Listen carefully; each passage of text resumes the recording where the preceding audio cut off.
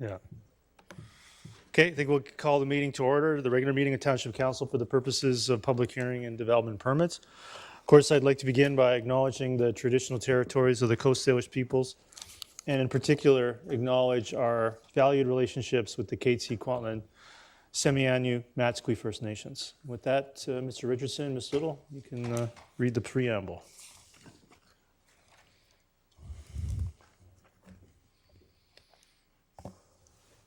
A public hearing is a statutory requirement under Section 464 of the Local Government Act and must be held before third reading of a community plan, land use contract amendment bylaw, heritage designation bylaw, or heritage revitalization agreement bylaw.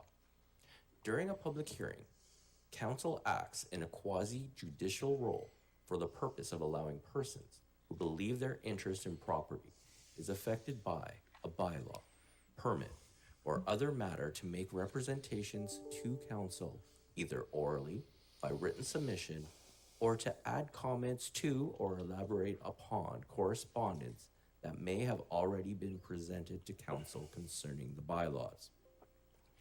It is important to note that council is not able to receive any additional information on the bylaws following the public hearing as dictated by case law.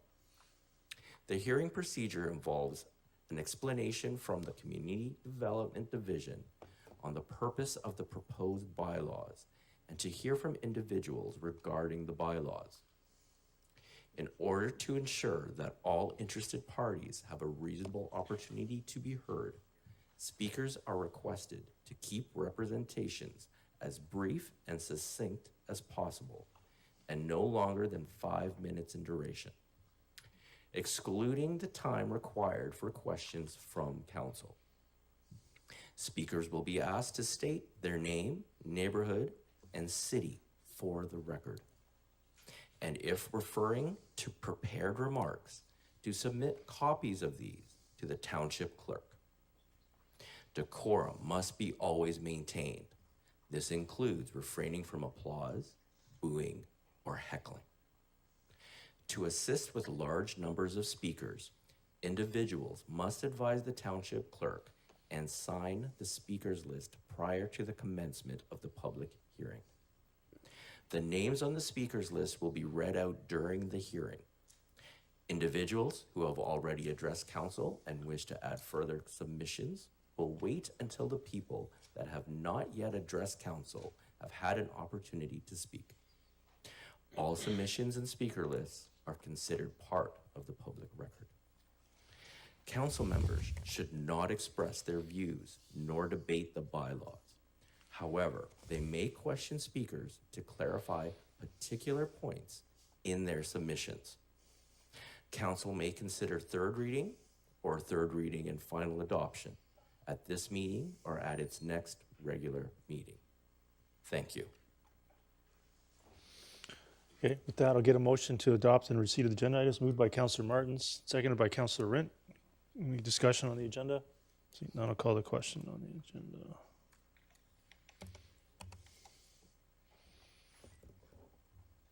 Carries unanimously.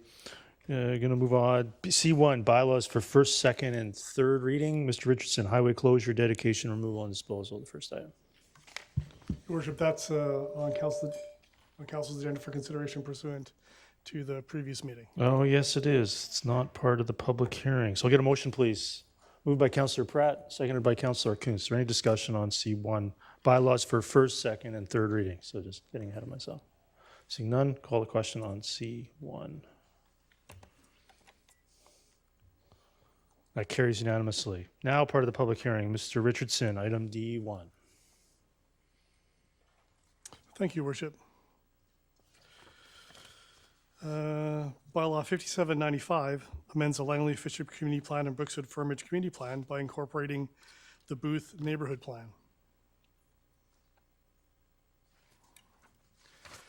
Bylaw 5796 amends the Langley's Official Community Plan and Brookswood Fernridge Community Plan by incorporating the Fernridge Neighborhood Plan.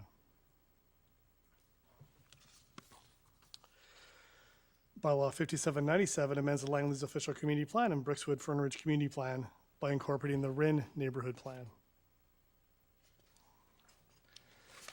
Bylaw 5798 amends the Brookswood Fernridge Community Plan by aligning land use, policies, and related amendments with the proposed neighborhood plans for Booth, Fernridge, and Rin of the Brookswood Community Plan, and amends development permit area provisions of the Brookswood Fernridge Community Plan by removing the energy conservation and GHG emission reduction development permit area and incorporating new Fire Smart BC guidelines for the protection of development, neighborhood forests, and groundwater from hazardous conditions associated with wildfires. Consistent with the Local Government Act, newspaper advertisements for the proposed bylaws ran in the June 29th and July 6th editions of the Langley Advance Times. In addition, public hearing notices for the proposed bylaws in the form of address-specific postcards were sent to 5,546 registered owners and occupants on June 28th in the 3 neighborhood plan areas, plus surrounding properties that are within 5 properties on a roadway and within 100 meters of the plan boundaries based on our standard notification methodology for public hearings and pursuant to the Local Government Act, as well to the developed Brookswood area north of the Booth and Fernridge neighborhood plan boundaries. This slide provides a communication summary, including information available on the township's website and via social media with respect to the bylaws. In terms of a summary of the bylaw processes to date, on May 8th, 2023, Council granted first and second reading to the proposed bylaws. Although not a Local Government Act requirement, a public open house was held on May 25th. A Local Government Act required public hearing was held on May 29th. On June 12th, Council referred the proposed bylaws to staff with 7 directions to revise the proposed neighborhood plan, as well as associated changes to the Brookswood Fernridge Community Plan. On June 26th, Council repealed second reading of the proposed bylaws and gave second reading to revised bylaws based on the new directions. Tonight is the second public hearing of the proposed bylaws required by legislation due to changes since the first public hearing. Your Worship, I'll now share a summary of the changes to the proposed bylaws since the first public hearing held on May the 29th. This slide indicates the 3 neighborhood plan areas subject to the public hearing. This slide indicates the May 29th version and the July 10th version of the Booth neighborhood land use plan. The July 10th version reintroduces the minimum 7,000 square foot lot single-family 3 designation, generally west of 198 Street and east of 202 Street, introduces the minimum 5,000 square foot lot single-family 4 designation along the 205 Street corridor north and south of Anderson Creek, maintains the minimum 4,000 square foot single-family 5 designation along the 200 Street corridor and west of the proposed townhouse designation, changes the Cedar Creek Estates property at 3031 200 Street designation from single-family 3 to manufactured home park, and adds a row house townhouse mixed-use designation adjacent to 200 Street, north of 32nd Avenue and south of 33A Street, A Avenue. This slide indicates the May 29th version and July 10th versions of the Fernridge Neighborhood Land Use Plan. The July 10 version reintroduces the minimum 7,000 square foot lot single-family 3 designation, generally west of 202 Street between 24 and 28 Avenues, reintroduces the minimum 10,000 square foot lot single-family 2 designation along the southern boundary, including the Fernridge Crescent area and land generally south of 20th Avenue, expands the minimum 4,000 square foot lot single-family 5 designation to lands on either side of the Little Campbell River, immediately east of 196th Street, and incorporates a row house townhouse special housing and institutional land use designation on lands west of 200 Street and north of the Little Campbell River. This slide indicates the May 29th version and July 10 version of the Rin Neighborhood Land Use Plan.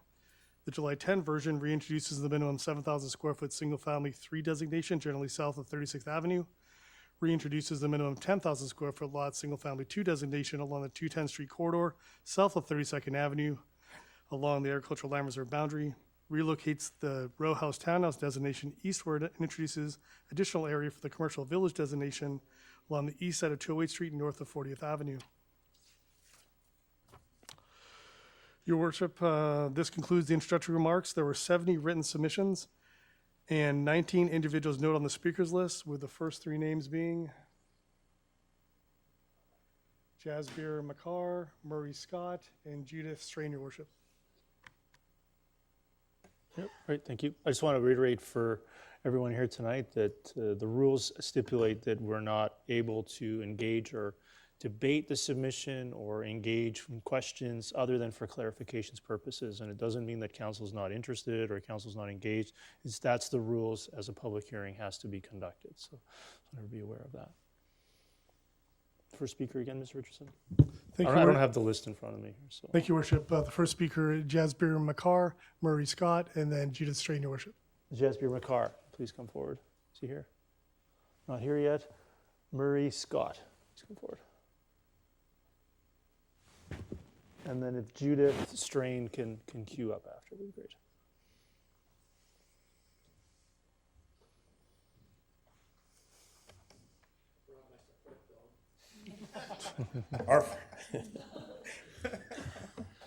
Good evening, staff, councillors, and your worship.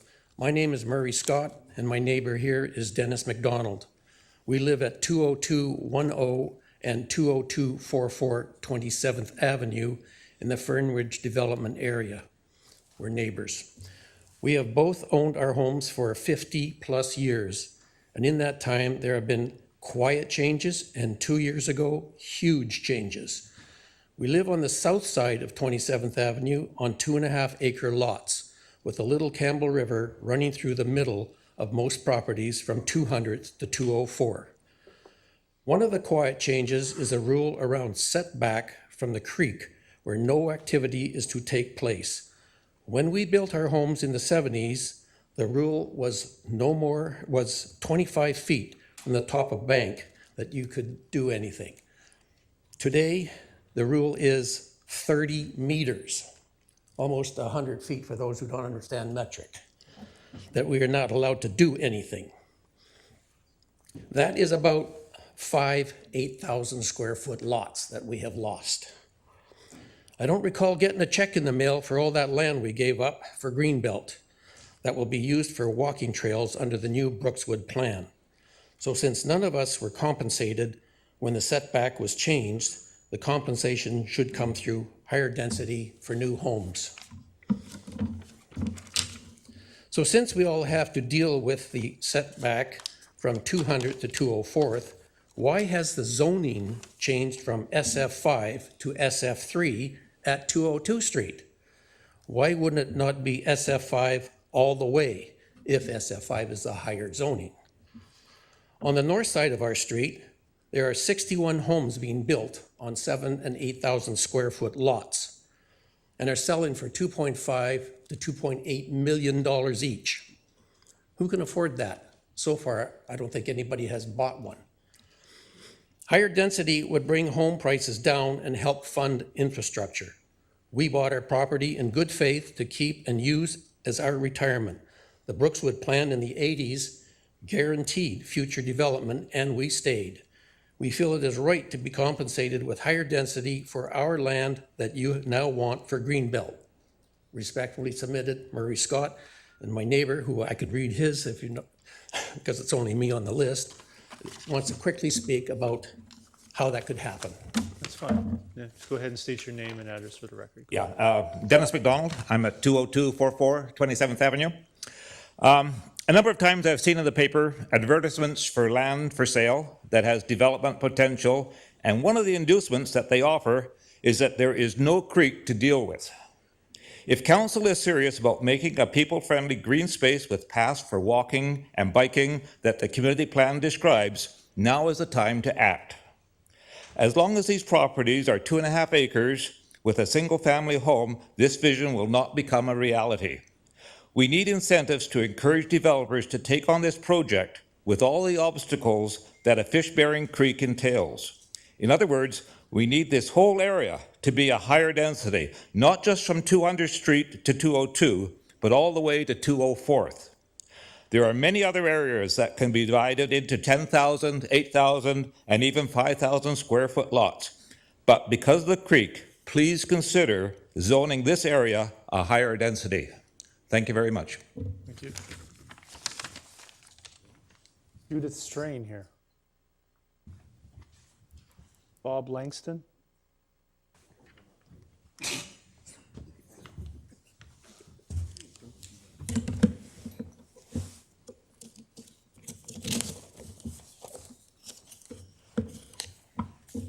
Mayor and councilors, my name's Bob Langston, and I've lived in Brookswood for the past 13 years. I've had an interest and been involved in the planning process for Brookswood Fernridge for about 10 years. From the very first meeting at the Langley Event Center, it was quite evident the community wanted to be involved in the process. There were concerns about what this development would look like in the future. Some of what I remember about a community involvement: in March of 2014, a public hearing was called for, and about 400 people showed up to this facility. Subsequently, it was overwhelmed in here, and it was then held shortly after at George Preston Civic Center with approximately 450 to 500 people in attendance. There were many speakers over several nights. After that meeting, the mayor and councillor at the time decided that community involvement was imperative, and the whole process of development was handed back to staff. As a result, much more public input was done through open houses with drawings, maps, and staff were present to answer questions and concerns. Fast forward to 2023 and the 3 neighborhood plans that are now up for revamping. In November of 2022, Mayor Woodward says at a council meeting, we need to re-look at 3 NPs that it was not considered economical for development in the present proposal. Proposal configuration. Staff is directed to come up with a proposal increasing the density along with other concerns, green space, arterial roads, etc. May the 8th, staff makes a 1-hour-long presentation to the mayor and councillors.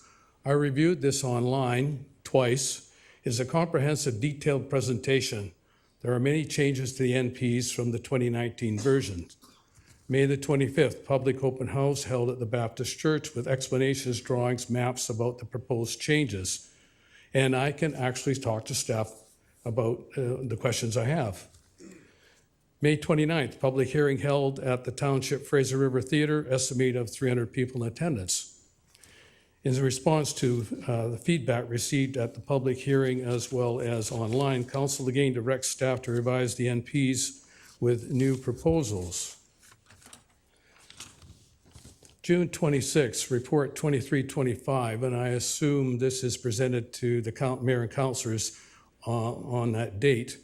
This is an 8-page document with 9 major revisions.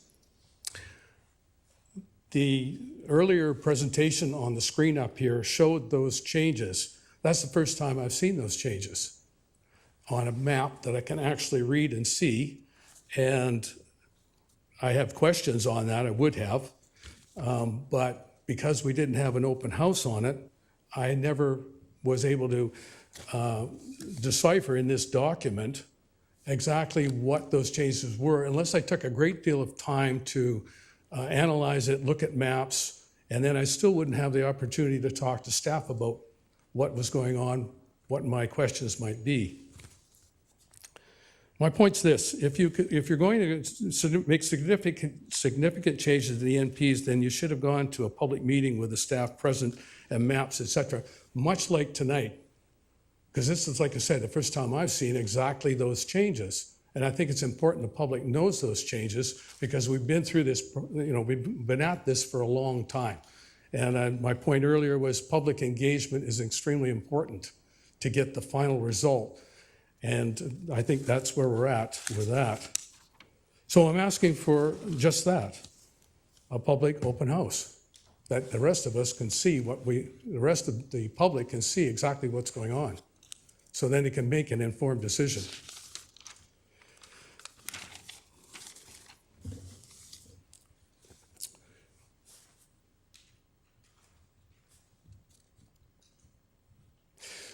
What I noticed on the May 29th public hearing, I was here for that, there was no comments about infrastructure. We talked an awful lot about development, get on with it, we need to get this done. But there, like I say, infrastructure to me is very important. Staff presentations on May the 8th did address some of what may be planned in regards to arterial road construction in the 3 NPs. Staff talked about north-south phasing to have less disconnected development. Listening to staff at the time, this appears to be a new concept that has not been fully worked out yet as to how this is going to work. I think because this is something that is new to the staff, there may be a good case for phasing in the 3 neighborhood plans. What we learned from the first one might be able to be applied or should be able to be applied to the second and third. Phasing could be north to south as well. I mean, you could ask, okay, which one do you start with? Well, if you're going to start with arterial roads from north to south, maybe it's a good thing to do the phasing as well. At that May the 8th, okay, I'm going to revert back to that because when senior staff was asked about major road construction in that 16th, 24th, and 32nd Avenue, the answer was under study. To me, we're long past under study. These corridors to Highway 99 are crucial to transportation out of Brookswood, Fern Ridge. Yes, we will have SkyTrain down in Langley by, I believe, 2028, but we're still using cars as major mode of transportation around. I'm thinking possibly teaming up with Surrey, Langley, and Abbotsford to get some action from the provincial government. They're the ones that are asking or have been asking about mandating greater density. Well, with greater density, we need more infrastructure. So that's my speech. Thank you. Yeah, appreciate that. Thank you very much. Next speaker, Robert Jusilla.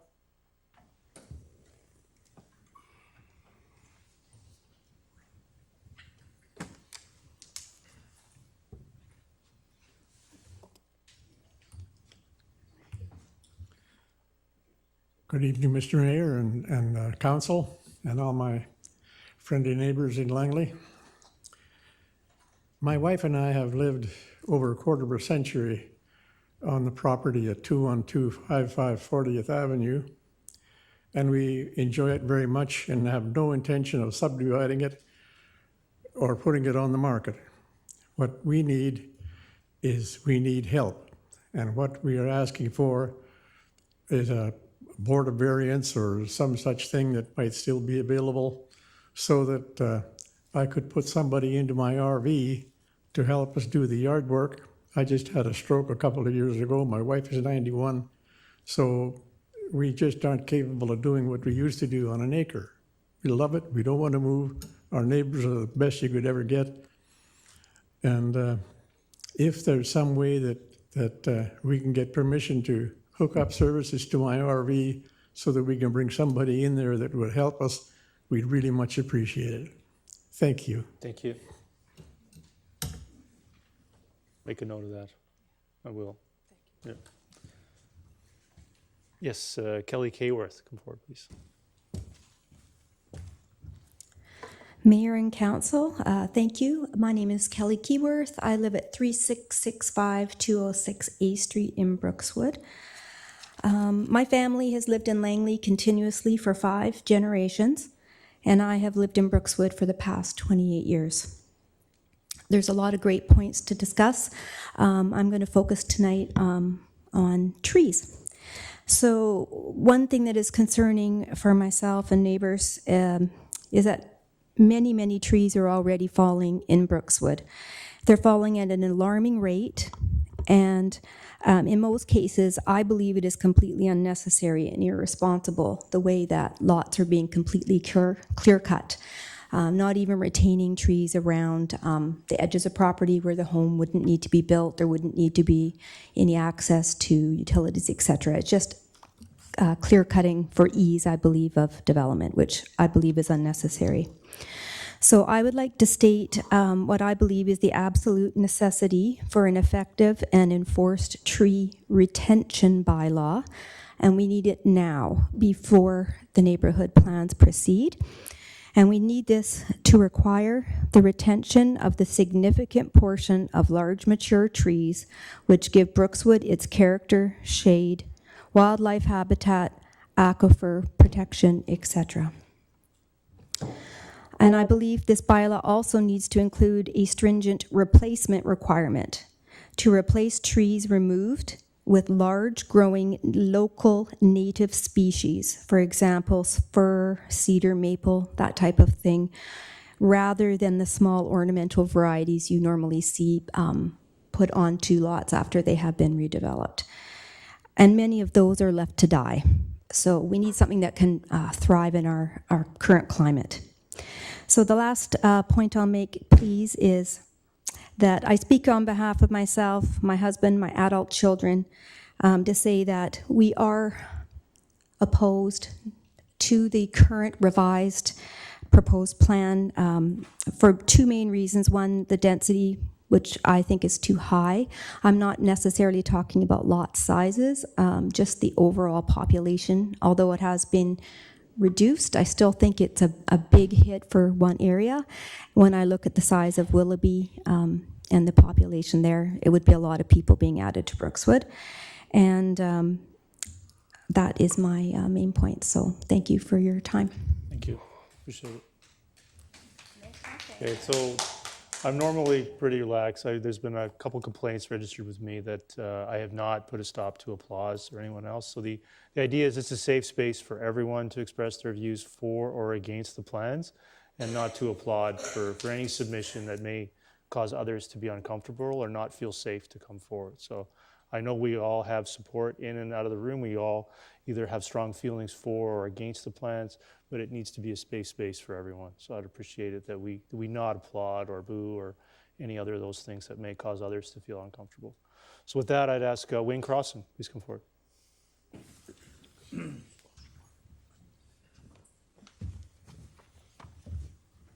Your worship, members of council, my name is Wayne Crosson. I live in Brookswood, and I've lived there for, I think, about 42 years. One of the best places to live in the whole township, by the way. Many of us invested a great deal of time and energy participating in the community and neighborhood planning process over the past several years. At the June 29th council meeting, council agreed on 9 major amendments which were significant enough to trigger a new public hearing. After all the money and time that has been invested in public consultation, are we now to approve this public hearing and associated bylaws with minimal attempt to explain these hurriedly proposed changes to community residents so that they can review and comment on the suggested changes prior to their adoption? Frankly, I think it's a complete betrayal of the principles of sound public consultation, and council should not approve the public hearing and bylaws without first holding a public open house to explain the proposed revisions to the community. I have post-secondary degrees, graduate degrees, and I spent hours looking at the documents on computer, toggling back between page 90 and page 9, trying to figure out what the hell is in there, if you excuse the expression. I don't know how anybody, without a public program and people there who are working on this, can understand the amendments and the changes that have been made to this program. A few comments on the proposed current neighborhood plan bylaw. We're in the midst of a climate change crisis, and yet we apparently will continue to permit developers to remove virtually every tree on a property prior to the development. By what principles does this promote long-term environmental sustainability and sound community planning? A solid bylaw should either be incorporated within the neighborhood plans, tree bylaw should be incorporated within the neighborhood plans, or independently but conjunctive to the neighborhood plans, with significant and severe financial penalties for anybody who violates that tree bylaw. The proposed amendment talks about a Brookswood-Fernridge Arterial Road Completion Amenity Program. Money. And yet there is no mention of the extent and the timing of building these arterial roads. 200th Street, 32nd Avenue, 16th Avenue are already underbuilt and overused. This has to be done. These routes have to be completed, or at least started, before we start developing this area. There are too many people dying and too many people getting injured on these roads already without increasing the danger to our residents. The third point is that the community deserves to know where and what community amenities are planned to meet the needs of these new neighborhoods. We heard about a proposed community policing, which is erroneously named as a policy office in the amendments that I read online.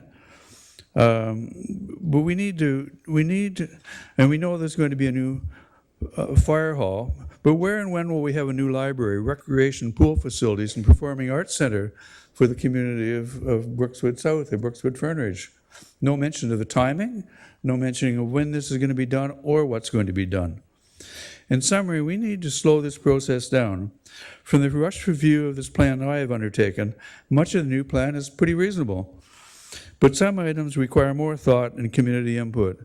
We've all invested too much in this planning process to be rushed by the economic imperative of developers. Council should not forget that it was elected by the representatives and represents the people of this community, not by anybody else. We are building these neighborhoods for the current and future residents of our community. Let's get it done, but let's do it right. Let's take our time and think about this. It's not too late to reverse this. I just wanted to make one additional point in terms of affordability. Does anybody on council actually think that the houses and lots that are being built or will be built in Brookswood South are affordable by any means? The development at 27th and 200, $1.4 million for the lots, and there's currently a house there for sale, the one that's completed, for $2.7 million. Do you think my kids are going to be able to afford that, or your kids are going to be afford that? The only people who are going to be able to afford this are people who are moving from Vancouver out to the country, so to speak, or people who are migrating from other provinces into the community. We're not building affordability. We're not building this for our kids. We're not building this for the community. We're building it for money. Thank you. Thank you. Next speaker, David Eaton. Is he here?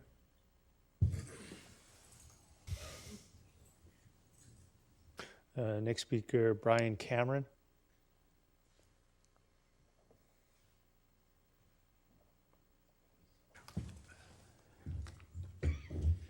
Good evening, everyone. Just before I start, I'd like to echo, I didn't even think about it. I thought it was just the only stupid one that couldn't find the right maps to line them up and do a comparison. So I just took scissors and my printer and I cut pieces together. Everything's formatted in different sizes, but anyway, that's how I did it. So I'm just going to stop you there. Mr. Richardson, can you put up that slide? Councillor Van Popta already suggested that maybe that could be the standing slide. There we go. The other one, it showed all three simultaneously. There we are. Oh, that one. Oh, that's only one. Do you have one that shows the community plan in its entirety? No, we don't have that one. No. Okay. I should have brought mine for you. Yeah. They do have it. They just didn't put it on the computer. There you go. We need to upgrade these systems here, but go ahead. There you go. I digress. Brian Cameron, 3995 202 A Street. Thanks, Mayor and Council, for the opportunity to speak here. I'm a 38-year resident. I've been engaged in the development process in Brookswood here since 2013, going back to the community planning stages. So in 2017, a community plan was adopted for this area, but only after a very long and very contentious process. Our current community plan is predominantly SF3, 7,000 square foot lots. And by stark contrast, the three neighborhood plans are now drafted as heavily SF5, 4,000 square foot lots. So now we're still left with the same contentious environment that we had from 2014 to 2017. On one side, we have residents living here that want the vision, guiding principles, and land use designations in the community plan respected and adhered to. On the other side, we have developers and landowners that want as much density as they can get and more. As residents, we were told that extreme densification going from the community plan to the neighborhood planning when it came to be would not happen, yet here we are. With draft NPs now so heavily 4,000 square feet, rather than seeing the development community satisfied with this extreme increase in density, what I witnessed at the last public hearing was request after request for even more density. One individual even suggested a high-rise, if you recall from that public hearing. So to me, this speaks volumes to the desire and intent of developers and landowners to maximize profits. If these draft NPs are adopted as is right now, I have no doubt whatsoever that further density increases will be sought out by developers and landowners down the road. Density increases are never going to end unless it's brought to a stop now. The community plan needs to be and remain as the leading document for neighborhood planning, land use designation, and related densities. That's my opinion. Many developers and landowners that spoke at the last public hearing also used affordable housing as an argument for increased density. When I look at MLS, I see that regardless of lot size, all houses are equally unaffordable to most of the population. So I don't see any point in densifying to 4,000 square foot lots when it's just going to overcrowd the area, eliminate all existing character, and unaffordability is still going to remain rampant. 4,000 square foot lots do not belong in Brookswood in the mass volumes that have been drafted. They don't align with the community plan, and if we want affordable housing, we have to do things differently. Unaffordable housing is mostly due to houses being too big, too extravagant, mortgage amortization periods too short, and a lot of other outside influences. None of these are directly relevant to the neighborhood plans themselves, so let's stop using housing affordability or lack thereof as a promotional tool for small lot densification. Small lots will not make housing more affordable. If we want a path to affordable housing, maybe we need to look at establishing rental-only housing as a development requirement for townhouse and condo multifamily areas. Renters now need reliable housing options to home ownership and mortgages that they either can't afford or don't want to assume. Renters are at the mercy of individual landlords for their home security. This needs to change, and we need developers to step up to the plate and provide rental-only developments as part of their cause. We could require smaller homes and smaller lots. Many have raised families on small homes successfully and affordably. Building smaller, simpler homes might be another path to more affordability. On the topic of tree retention, it's going to be impossible on smaller lots. It is possible on 10,007 square foot lots, and this has been proven over and again in developed Brookswood, in Cedar Ridge, in Murrayville, and in many areas of Langley City. Significant trees don't have to be removed along or near property lines. Development areas are always being clear-cut to the extreme unnecessarily. In the above examples, tree retention was a key part of the development scope every time. It was designed, it was planned, it was wanted, and then it was implemented. If you look at the vision for the community plan, towering conifers is what Brookswood is most notable for, and it's front and center in the community plan vision.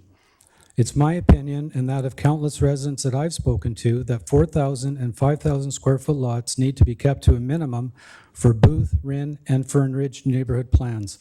Any small lots allowed need to have strict guidelines for building so that they're in scale with the area. The township designed the community plan with its vision and the guiding principles. The township should now have the ethical principles as a corporation to abide by what they've designed and adopted. The community plan density is what residents have expected. The lack of alignment between the community plan and the 3 draft neighborhood plans is nothing short of shocking. And my last point of input, the Horn Pit area should be put on hold indefinitely until such time as more detailed environmental studies have been completed. This area is not ready for development quite yet. It's my hope that council will see the logic and send these draft neighborhood plans back to staff to bring the land use designations in alignment with the current community plan for Brookswood, Fern Ridge. Thank you. Thank you. Now, G6 Ventures is what's on here, but corporations can't make presentations. So can a representative from G6 Ventures come on down, please?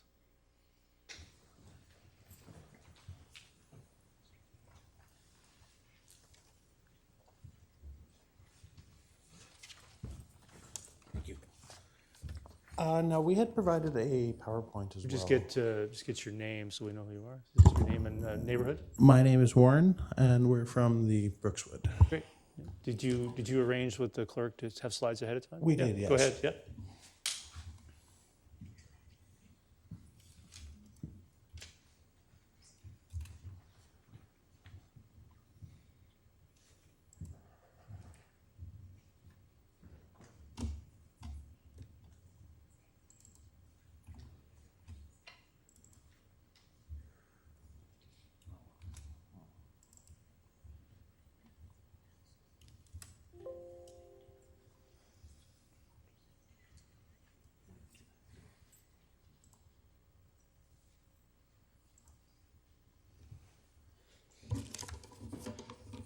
Good evening, Mayor Woodward and Council. Thank you for the time to speak. My name is Warren. I'm here as a representative of the landowners of the following properties: 3514 200 Street, 3540 200 Street, 3560 200 Street, 3584 200 Street, and 20076 36 Ave.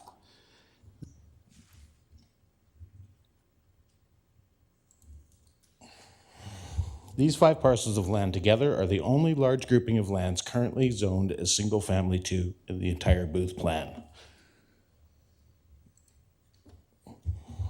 This is the lowest density in the entire plan. The true potential of these parcels has been overlooked as was envisioned in the Brookswood NCP and seriously contradicts the main principles of urban planning. Due to its proximity to transit, parks, schools, and commercial nodes, a much better utilization is definitely warranted and possible.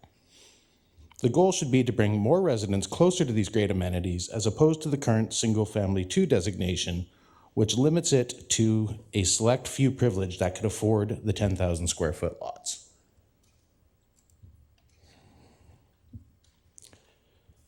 These overly large 10,000 square foot lots are otherwise typically used as buffers between ALR existing neighborhoods or as a transition. The underutilization of these lands goes directly against the purpose of community building. It completely ignores affordability, future transit plans, crime prevention, nor does it create a vibrant, livable, safe, and walkable community. Considering these lands are on 200 Street, would it not make sense to have more people closer to the extensive amenities within walking distance?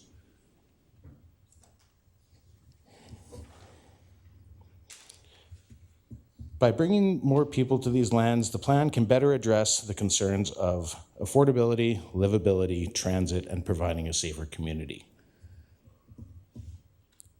It is no secret that we are living in a housing crisis, and the simple solution is we put more people than currently proposed by the single-family zoning on these lands.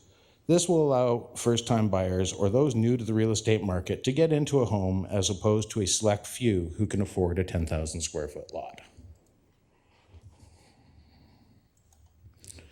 Creating livable streets is one of the fundamental components of the mobility network emphasized in the NCP.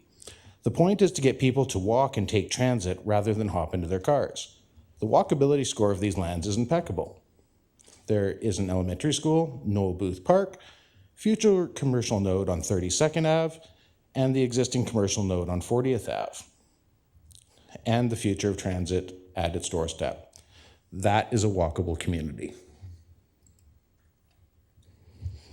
The goal of 200 Street is to bring in transit. Transit offers less cars on the road, helps eliminate greenhouse gases, eliminates traffic congestion, and provides cost savings to families. In order for public transit to be effective, it requires ridership. Hence, more people means more ridership. A density greater than what is proposed will promote crime prevention through environmental design for Noel Booth Park. The more residents that live and face the existing Noel Booth Park will make it safer for the families and their children playing at the park. Eyes on the street for a safer community.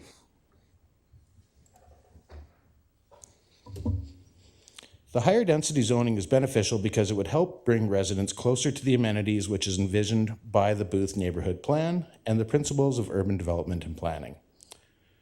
We can keep a single row of lots as a buffer as seen in the front of Rees Lake Homes and other buffer areas. The slide shows that row house townhouse land use as is in the slide ticks all the boxes. It would be of great disservice to the residents of Brookswood if more residents are deprived of the amenities provided by the location of these lands. A few tweaks will help shape tomorrow. Thank you for your consideration. Thank you. Next speaker is Kawal Athwal.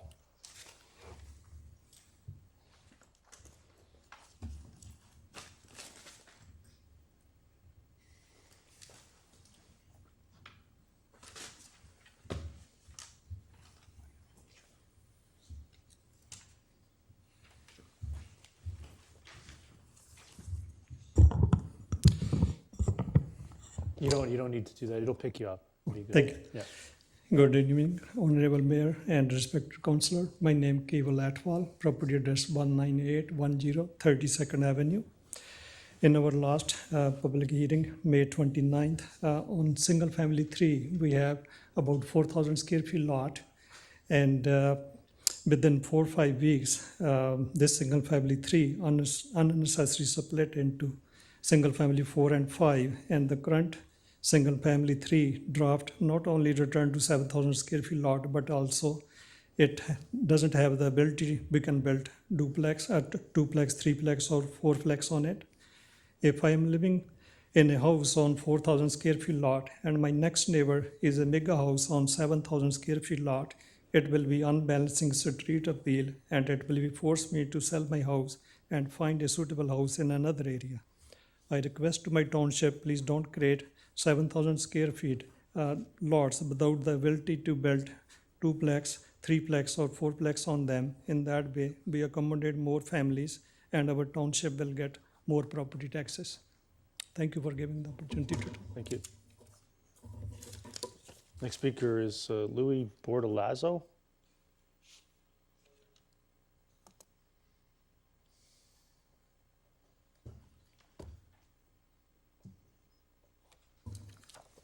Thank you, Mr. Mayor and Council, for allowing me to come forward and voice my concerns this evening.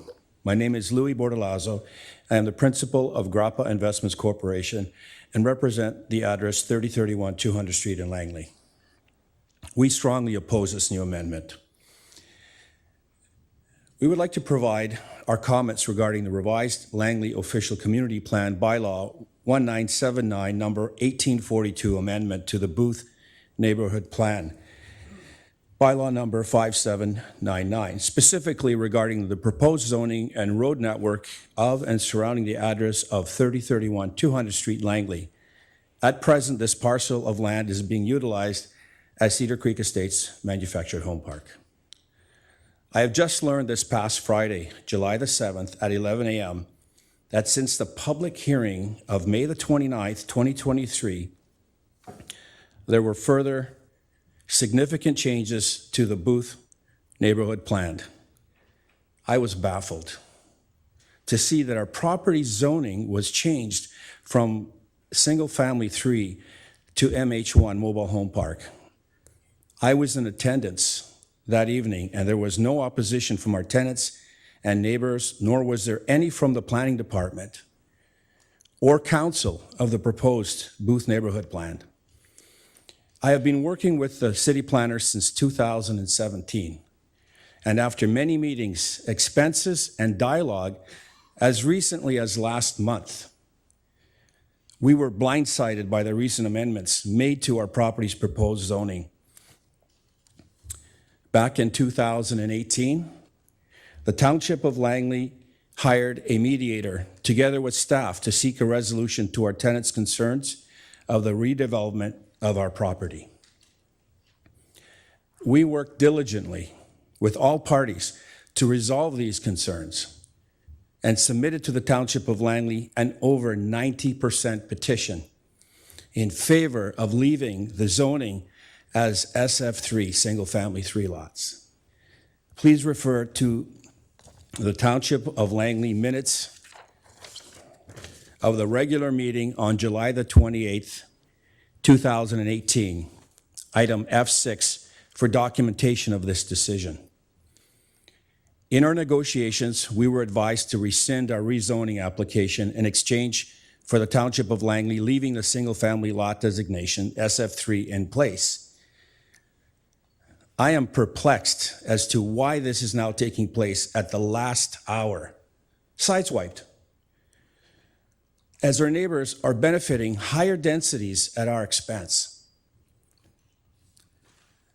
These changes do not allow any dialogue with the city planners or the public to have any further input.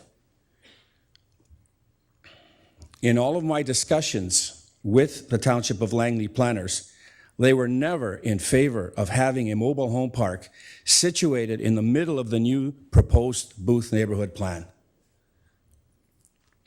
We worked in good faith with the Township of Langley then and feel that now our good faith has not been reciprocated.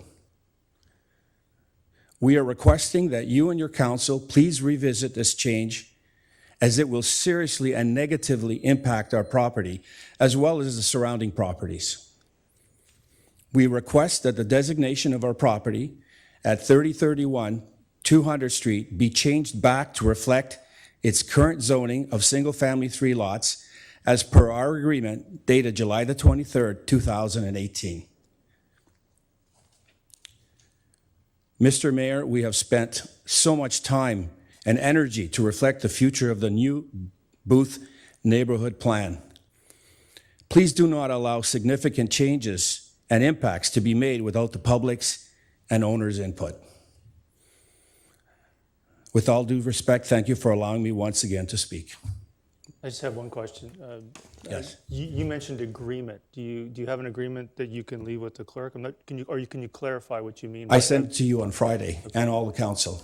Okay, well, I'll look for that, but Yeah. there's an agreement as opposed to an email or something else? Of course there's an agreement. There's an email sent from the Township of Langley outlining exactly what they wanted. Okay, so there's not a contract, there's an email. Just want to clarify. Yes, Okay, great. and much deliberation.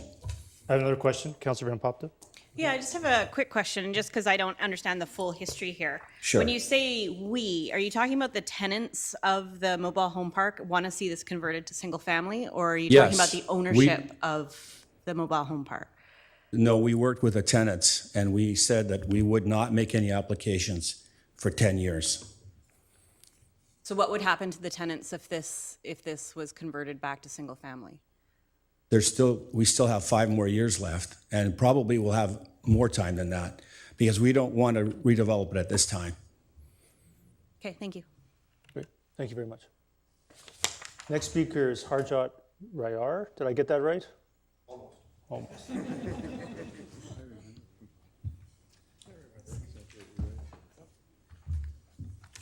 How do you pronounce it? Ryer. Ryer. Yeah. Go ahead, please. Mayor, councilors, thank you for the opportunity to speak. Our property located at 3548 208 Street is at the heart of an important development decision. The Nature Animal Corridor amenity initially planned for Qualco's 84-lot subdivision under the 2017 Brookswood Plan has been relocated to our neighbor's property. We strongly believe that the original location was better suited considering the distance from a major intersection, disc golf hole, and animal safety crossing concerns.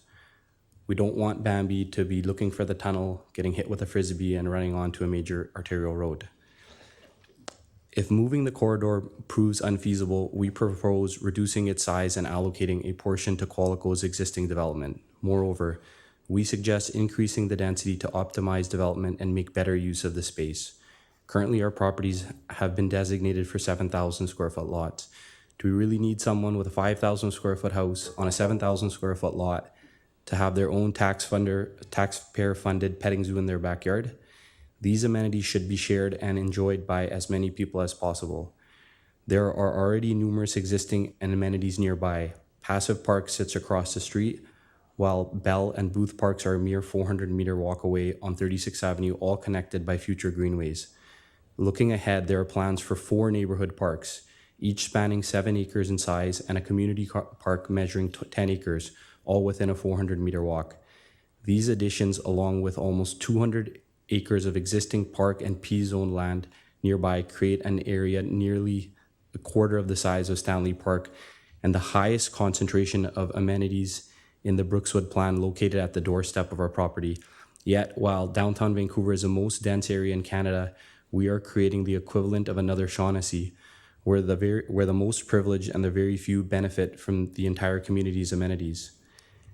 In light of these remarkable offerings, we firmly believe that the community would benefit greatly from zoning these lands at a higher density.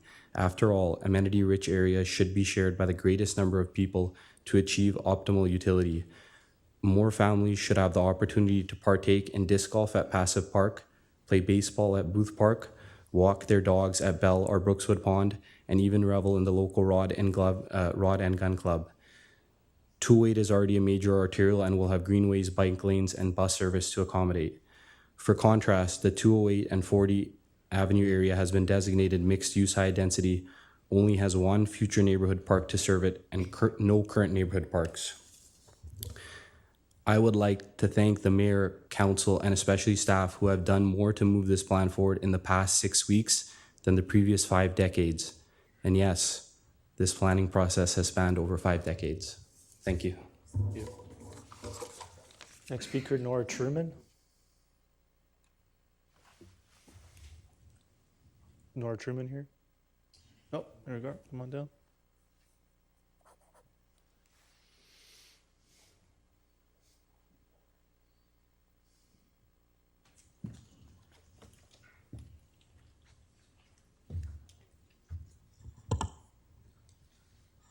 It'll pick you up. You're good.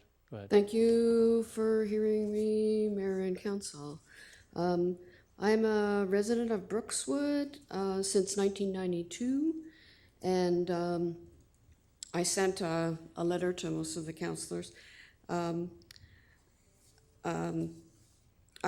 would like to ask for another open house for further discussion of the Rin, Booth, and Fern Ridge plans. I think that's too complex, too many changes for the residents to grasp. We need to have more public engagement because of the many changes to the plan. I'm opposed to the density and clear cutting of trees. I did print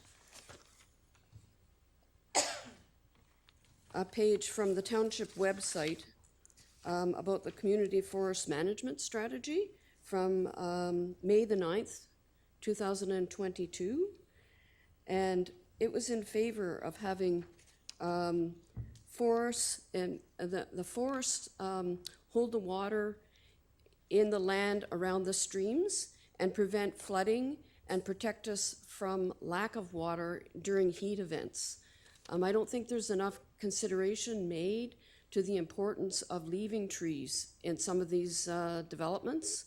Last year, I walked my dog along Anderson Creek, and last year, for the first time, there was flooding coming over, it's like a dike, and there was flooding coming over the dike at the south of Noel Booth Park. And I have never seen that before, not in that spot where there's very high banks. And the Little Campbell River is very similar. It has very deep banks all around the Horn Pit. And if trees are cut and buildings are put in there in high density, my concern would be that there would be flooding, lack of water, heat from not having tree canopy. So I would urge the township to have some kind of a legislation for the builders, asking them to plant or leave native trees as they develop these areas. Again, I'm against the density, and I think there should be more public engagement given the changes that were needed with the public engagement up to this time. Thank you very much for hearing me. Thank you. Rod Larden.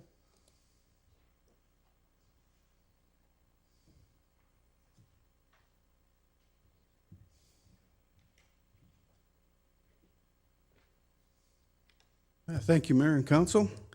Got to put on my glasses here. My name's Rod Larden. I live at 19792 30th Avenue. I call it, my property's in the Brookswood area. On the proposed, it's Booth, Fern Ridge, Rin neighborhood plans. My property is right on 30th Avenue.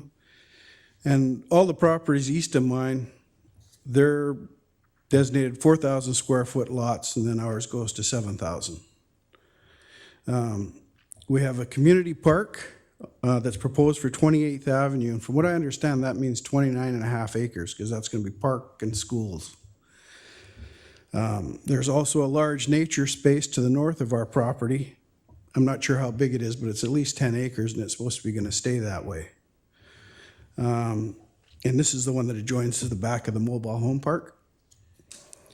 So I feel that all the properties right to 197A from 200th should probably be all 4,000 square foot lots, and for the following reasons.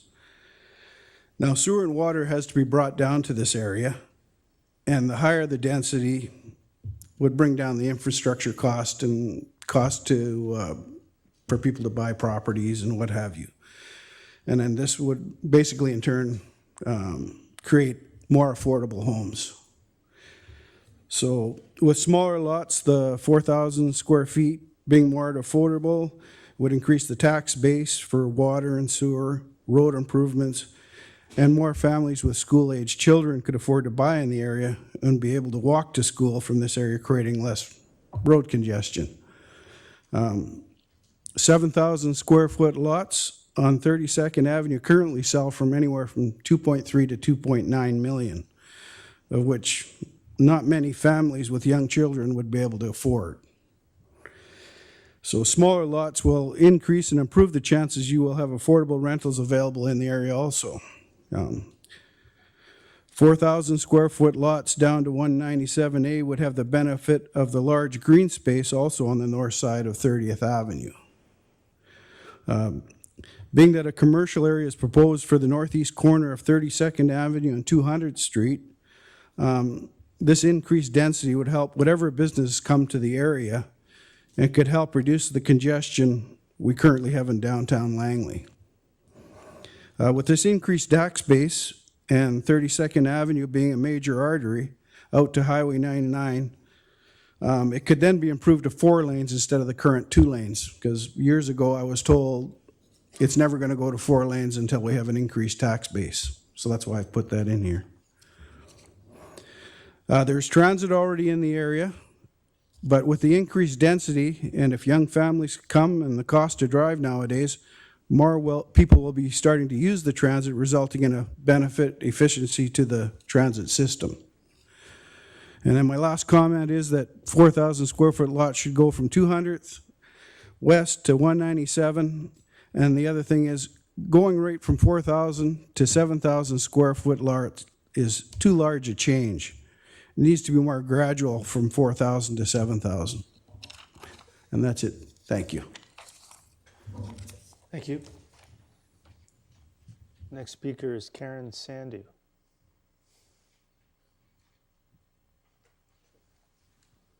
Is Karen Sandu here? No? Okay. Next speaker after that is Michelle Connerty. It's pretty close to the microphone already. There is a Karen Sandu behind you, Michelle. So I'll go back. You're more than welcome. Good evening, Mayor and Council. My name is Karen Sandu, representing Sandhill Development with our property located at 20800 40th Avenue in the Rinn Neighborhood Plan. I'm here today to say that I support the revised Rinn Neighborhood Plans. Council has heard concerns and feedback and done a great job of thoughtfully incorporating concerns into the new revisions. All things considered, we're supportive of this plan as it balances the future needs of the neighborhood and township while aligning with the goals of maintaining neighborhood character and promoting community values such as green space and walkability. Thank you. Thank you. Next speaker, Michelle Connerty.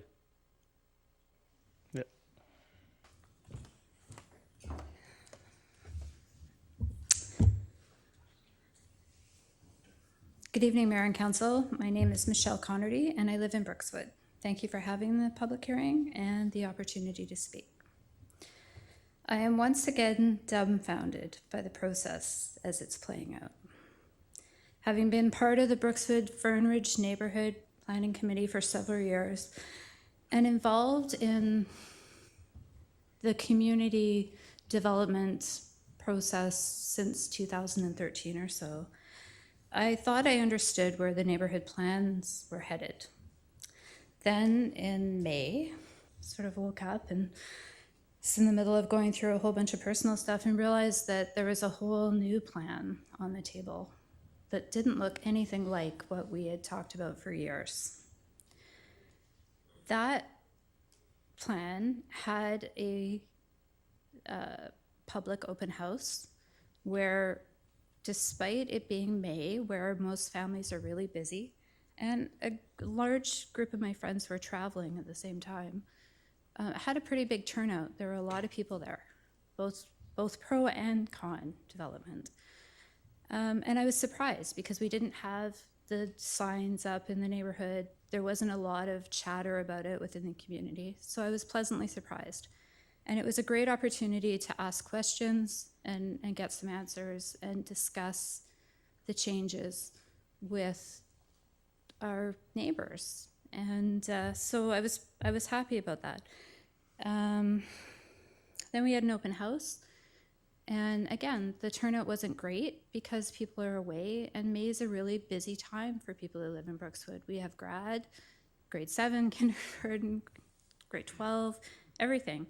And then a great number of people choose to travel, finally travel. So, and while this plan is an improvement on the May 2023 plan, higher density on the main corridors, which allows for reasonable transit, it's still missing a reasonable tree protection bylaw that would protect our tree canopy and subsequently our aquifer from devastation by significantly increased development. I would have loved to have seen an open house prior to this public hearing, to see the boards, to see the changes, to have the opportunity to talk with Russell and the rest of the group, to get some questions and answers. And why are we cutting corners at this late date? Clearly, as a community, we're worn down, we're worn out. You know, the numbers are not here. The people are not engaged. And I find it really sad. It's very sad. All over Brookswood, development is occurring. 13 grandfathered developments from previous council. Lots are being cleared cut, roads are being ripped apart, and patchwork repairs are being tolerated. Although 36 was nicely resurfaced the day before the last open house, which was indeed interesting timing. Wildlife is being displaced with no clear plan for wildlife corridors. And again, I must ask, why is phasing not on the table? North to south, south to north, or perhaps one neighborhood plan at a time? To get across Brookswood should be a 5-minute drive for me to go from George Preston to Bilo. The last 6 months, it's taken me 30 minutes in a round trip. You know, I can't run out and grab something easily anymore. We now have a pay for trees program. Where are the funds going? Are they earmarked to replace significant trees? And when will they be replaced? Will they be replaced with similar significant trees that will survive 30 plus years and provide tree canopy? I live in Cedar Ridge. If you drive through our area, what you will see is lots of houses with significant trees that were preserved while development proceeded. There are no parking issues. It's a walkable, beautiful neighborhood. Now, is it affordable?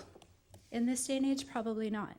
But there is a happy medium between clear cutting and not preserving any trees. It can be replicated with reasonable sized houses, reasonable sized lots, reasonable setbacks, and tree retention incentives. You know, like, we don't need 7,000 and 10,000 square foot lots necessarily. We need reasonable development where we're preserving the livability of our community and our tree canopies. And lastly, I read and see daily in the news all over the world that communities are attempting to restore wetlands, tree canopies, and wildlife corridors due to climate change as a direct result of deforestation. Why, when we have these biological treasures that are so delicate and require balance, would we consider destroying the beautiful space within our community? This is backwards thinking, and I think we can do better. Thank you. Thanks. Next speaker is Agostino Domenico. How are you doing? I'm good, brother. Okay. Good evening, Mayor and Council. That's a hard one to follow. But yeah, so I'm coming here and to throw my support behind the council today. Like, you know, at the end of the day, it's like, you know, I like, my property's on 200 there. I got 4,000 square foot lots. I could come here and say I want townhomes, right? Like, of course. At the end of the day, like, I'm not trying to piss anybody off back there either, right? Because, like, I know it's, you know, in a situations like this, a mayor and a council, like, not only ours, but any municipality, you know, you guys, like, it's really hard to keep everybody happy. So for me, it's just like, you know, I kind of want to just get on with things a bit, maybe. So, And like I said, I'm not trying to bug anybody here in the back because I'm like one of the only people in support of it. So, but yeah, I support it, and I'd like to see things move along. Thank you. Thank you.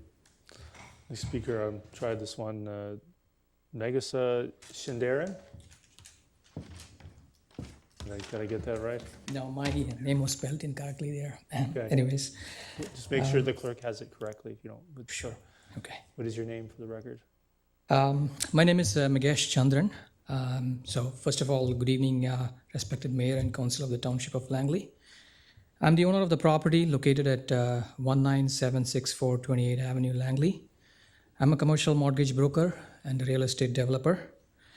When the NCP amendment drafts came out in May, we were happy to observe that our site, an SF3 lot, was designated for lot sizes of 4,000 square feet from the earlier proposed 7,000 square feet lots. Per the latest NCP amendment plan, our site has been reversed back to 7,000 square feet lots from the earlier proposed 4,000 square feet lots. With our group anticipating a joint development with the neighboring properties, this is a loss of approximately 60 new homes in this group development. When considering all the SF3 lots in this neighborhood, this is a loss of several hundred new homes, which means a lack of affordable housing for multiple families.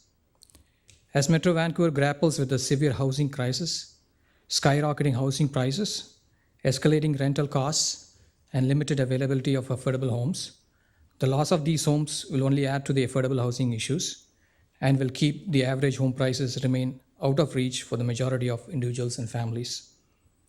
With the need for more affordable housing, the large lot sizes combined with lesser number of new homes in the neighborhood are counterintuitive to affordable housing and falls short of the drastic measures required to address the housing crisis.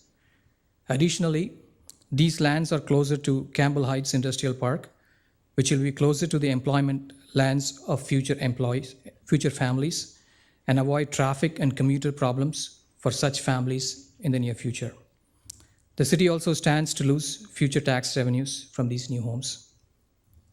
As well, in recent years, there has been a population growth shift into traditionally suburban areas of the region, such as Langley Township, where housing has historically been more affordable and plentiful compared to areas in and around Vancouver.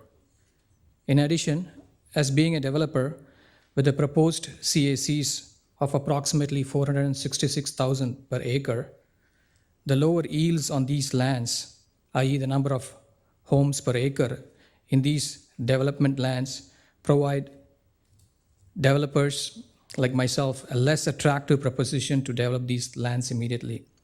As such, we request to highly consider the amendment on the SF3 lots for the lands between 196th Street alignment, approximately the 198th Street, the 32 Avenue alignment, and approximately the 27 Avenue alignment be reversed back to 4,000 square feet lots, which will bring hundreds of more new homes to Langley Township and make affordable housing a reality. Thank you. Thank you. Next speaker is Gurinder Dhaliwal. I'm going to assume maybe a spelling error there as well. Just want to confirm the spelling of your last name. Yeah, too. Dhaliwal is correct. Dhaliwal. Yeah, Dhaliwal. Good evening. So I'm just coming here for our properties on 29119 200th Street. The plan's getting better. The only issue is that there's no basement suites that we can be allowed there. Because due to the there's no what, sorry? basement suites. Oh, basement suites. Yeah, due to the water retention or something. Could we look into that? If the staff can do a 3-story above ground? Or essentially do like a townhouse site because it's all along 200. So that would be only comments that I had. Yeah. Great. Thank you. Thank you very much. Next speaker, Manveer Tagar.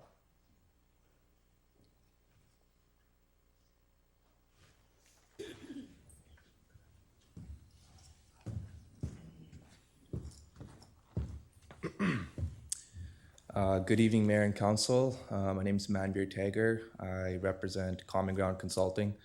We are a development consulting and project management company that work with landowners and developers all over BC. And we are working with a lot of the landowners in this area. First off, I just want to commend staff the plan was turned around quite quick from the last time it was referred back to staff. I think a lot of people were expecting it to take a couple months, but it was just a matter of weeks, so hats off to staff for that. Yeah, moving forward, I think the main concern that a lot of people in this area have is, you know, the community plan. The purpose of it is to kind of advance the community and develop it into something that's better, attracts more people, attracts more for the economy and such. Specifically referring to the lots being changed back to the bigger lots, with development costs being what they are, with amenity fees being what they are, with interest rates being what they are, as well as the land costs. It's not really as feasible to do those developments. And as I'm sure staff is well aware, the servicing and infrastructure in this area is another hurdle of its own. So in order for that servicing and infrastructure to get built, it has to be attractive for investors and developers to come into this area. And quite frankly, the bigger lots do not make it as attractive. And yeah, I guess another on a personal note, being part of the younger generation, 7,000 square foot lots are just not affordable for the vast majority of citizens. I mean, if you quickly run the numbers through your head, if those houses are running north of $2 million with interest rates being what they are, your interest payments per year are over $100,000, just interest. So it's just not something that's realistic for the growing community. But yeah, that's kind of the gist of it. Thank you. Thank you. So I'm going to try the names again that were not here when we were called earlier. There's Jasbir Makar here. Judith Strain. Please come forward.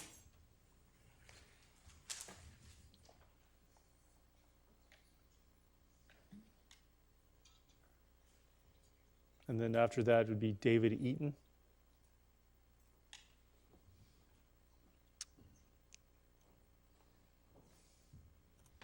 Thank you, Council, for our opportunity to speak. This Council is tasked with a huge responsibility of determining what it will be like to live in Langley in the next 10, 20, 50 years and even longer. Developing this plan has been ongoing for many years and many, many hours of open houses, community involvement sessions, and the cost to the township, thousands of dollars on these resident input sessions alone. We have one opportunity before the subdividing and the construction happens to get it right. The residents have time and time again let council know that small lots, especially these 4,000 square foot lots, with large homes on them are not what is wanted, and that a continuation of the present zoning of Brookswood is wanted for single-family homes. I have heard support for higher density housing in the form of townhouses and condos, as well as apartments above commercial properties. I support some of this type of development in town center areas and moving out from the center. This provides a variety of home styles that suit a wide variety for singles, seniors, young families, and those who want a little more space with a yard for their children to play, and where you do not hear your neighbor's conversation from your own yard or sometimes from within your own home. I appreciate the revisions made to the previous plan by changing some of the 4,000 square foot lots back to 7,000 square foot lots. However, I would like to see more 4,000 square foot lots back to 7,000 square foot lots, or in a development have a maximum of 5% of 4,000 square foot lots for people who want a smaller lot, with the remaining ones being 7,000 or 10,000 square foot lots. The idea of 4,000 square foot lots on a single family home that will allow for 4 residences does not provide a family for a home of peace and quiet. Streets lined with homes like this create parking lots, as there is not enough room for all the cars and certainly no space on the property for children to kick a ball around and have space to play. Affordable housing. A subdivision, it's been mentioned recently, nearing completion at 200th and 27th Avenue, has homes on 7,000 square foot lots. One home currently listed for sale has 9 bedrooms with 9 bathrooms and is almost 6,000 square feet. The sale price is $2,789,000. Is this what is considered an affordable house? Why are we allowing these monster houses? I believe most families would be happy with a 2,000 square foot home with some yard to enjoy. A document provided from the Township of Langley, Urban Systems Memorandum dated February 24th, 2023, shows the average single-family home at 4,500 square foot and average building costs of $235 per square foot.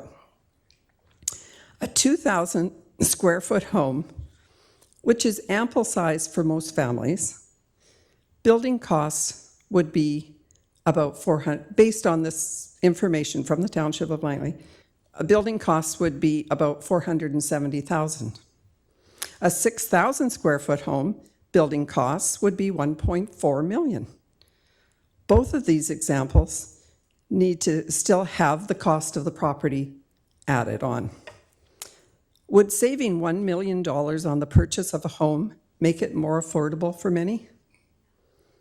Would it be more affordable for families to buy the smaller homes and enjoy their properties rather than a monster home which takes up all the lot space, creates parking nightmares, and no space for children to play? Next point is green spaces and biking, walking trails. Throughout this process, we have been promised separate off-road trails that would connect communities, not wider sidewalks beside major roads. The only ones I see on either side are on either side of the Creek River on the present plan. Having off-road paved paths that connect communities for young and old to bicycle, rollerblade, scooter, and walk would make such an enjoyable and beautiful community to live in. Please note that to be able to enjoy a rollerblade, a scooter, or a bike ride, where my page went to,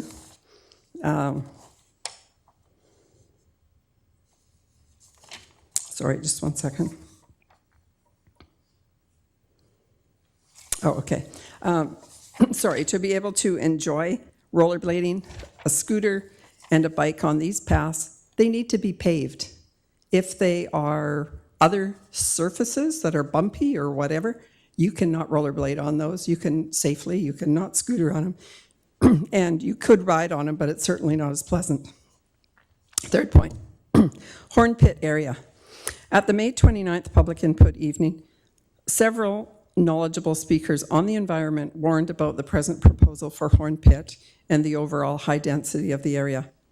I have not seen this addressed in any of the revisions and would request council to look more closely at this area. Groundwater and wetlands is very important to the entire neighborhood. We already see many tall cedar trees dying due to lack of water, and many of these within forested areas. A home is far more than just a place to eat and sleep. Those wanting to purchase a single-family home are wanting a place of retreat from the hectic world with space to enjoy activities in your yard, visiting with friends and family in your yard, maybe a vegetable garden, and a few fruit trees or flowers, all without hearing every word of your neighbor or fellow shared residents within your own property. We have one chance to make a lovely community in which people really enjoy living. And the reason most people move to South Langley and the Brookswood-Fern Ridge area. Council is tasked with the responsibility that will form the future of this community. I hope council will reconsider this plan before this wonderful area of Langley is ruined. Please plan a community that you and the residents of Langley can be proud of in the next 50 to 100 years from now. Thank you very much. Thank you. Is there David Eaton here? No? Okay. So with that, Mr. Richardson, that concludes the speakers list? That's correct, Your That's Worship. correct. So with that, we'll take any other submissions from the public. Please come forward.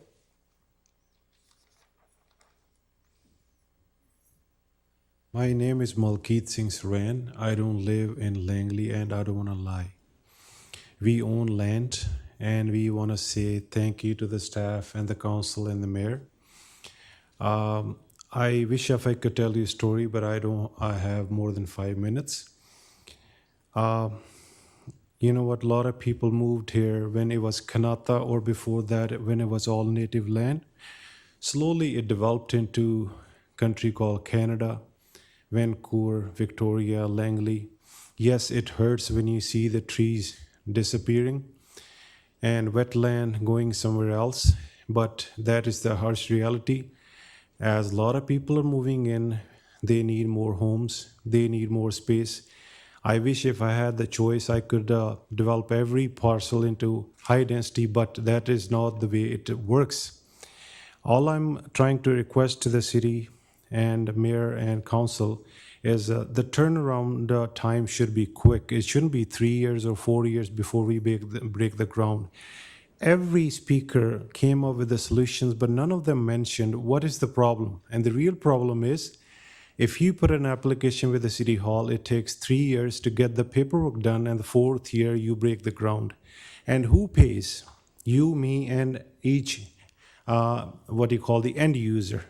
So this should be stopped, and I request the council mayor that the turnaround time should be quicker than 3 or 4 years. And that will put the dent in the expense, and this is how you can lower the expenses, because construction costs is going high, and we are business people. I don't want to make any stories that we are doing the business just by developing land, because we don't have industry. We are not in USA where you can establish anything within no time. Here we have few businesses. Unfortunately, yes, I love this country, I love this town, but where can we go if we need to make the money? So please don't hate us, love us, because we are one of you guys. And I decided to move to Canada because I didn't have this opportunity in India, just to be straightforward. So please, I will reiterate again on this, that the turnaround time should be less than 4 years. If it's 2 years or if it's 1 year, that will put the expenses, it will bring the expenses way down. And I want to give the house to my kid too. And unfortunately, they cannot afford it. And they will have to sell down in one of the apartment or condo or a townhome. And where can you find it? If you were to rent it today, you will have to work hard. You will have to work, around the clock. You can't even find a basement suite here. I hate to say that when there are 4 or 5 suites, I don't like it simply. But where is the choice? If you were to find an apartment, where can you go? You will have to go to Merritt, not even Chilliwack. So please solve this issue, and now you have the opportunity to make it quick so we can all settle down and we can all afford it. Just by talking, just by giving the proposals, I don't think we are going anywhere. Thank you very much, and I hope nobody minds my comments. Thank you very much. Thank you. Any other submissions from the public? Please come forward. Yeah.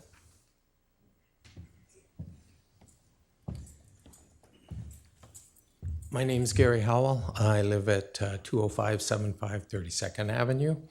And good evening, Mayor and Council. And once again, going to talk for the people that have stream side protection. Many people here have talked about the green space, the wildlife corridor, the walkability, the connection of it all. The way the amenity plan is laid out, there is no money for streamside protection properties. It is expected that that will be gifted to the township, and for property owners like the Mr. Scott that talked earlier, there's no money and there's no incentive to create this green space that you want and everybody talks about. So if you want the park and the green space to connect from one end to the other, you're going to have to either pay the homeowners in some form, either cash back for amenity costs or expropriation, because nobody's just going to give their land away. When you come to the Little Campbell, there's many homes that were built within 50 feet of the creek back in the day when that was allowed, and you want that to be green space, you can't expect somebody to just give away their house. So you can have walkability and green space pathways all through it. So I implore you to consider adding money for green streamside protection for when developers give back land in lieu of cash for the amenity program, so that we can get this program going and everybody can win here. The developers win, they get some cash. The homeowners win, they get something out of it, and the township gets this beautiful park and all these pathways that connect, interacting all over the place. Thank you for your time. Thank you. Any other submissions from the public? Please come forward. Yeah. Okay.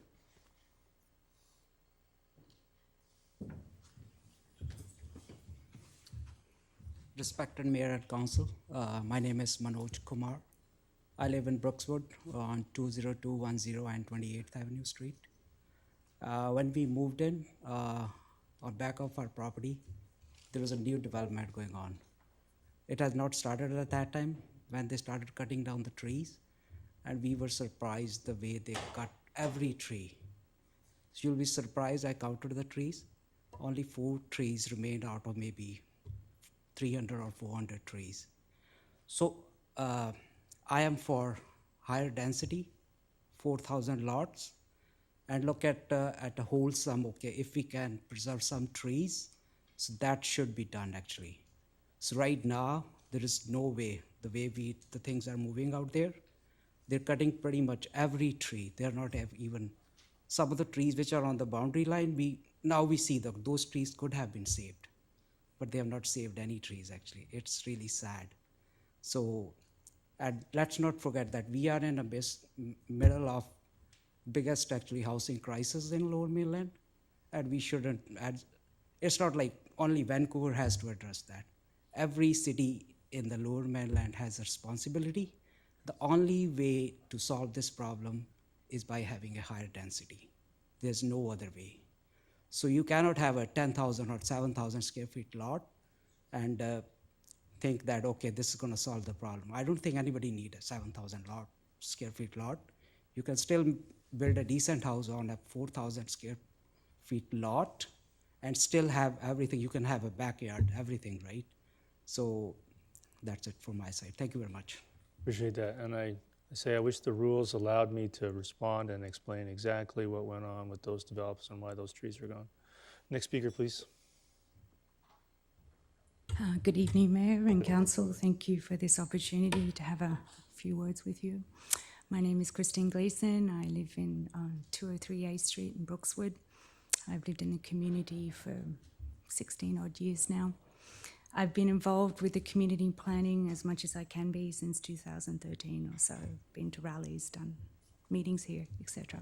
Tried to be involved. I can't say that I appreciate the changes that have been made to the plan, given the consultation and the input from the community that you have received over these years. I think there's a better way of doing this to have some transparency and involvement from the community going forward. So to say that, yeah, don't appreciate that way that it's come about. I also have concerns in regards to the changes, in regards to, I can't say that I am totally au fait with the plans and the changes that have been made. I'm aware of some. It concerns me when you start changing things from 4,000 and decreasing, given the input again. I think there's room for all sorts of density in Brookswood. I agree with that. I can appreciate that. When we talk about affordability, such a wafty word, thrown around. What's affordability?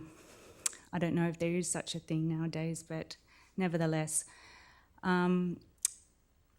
what can we have in this community that maybe meets the needs of the community and those coming into it.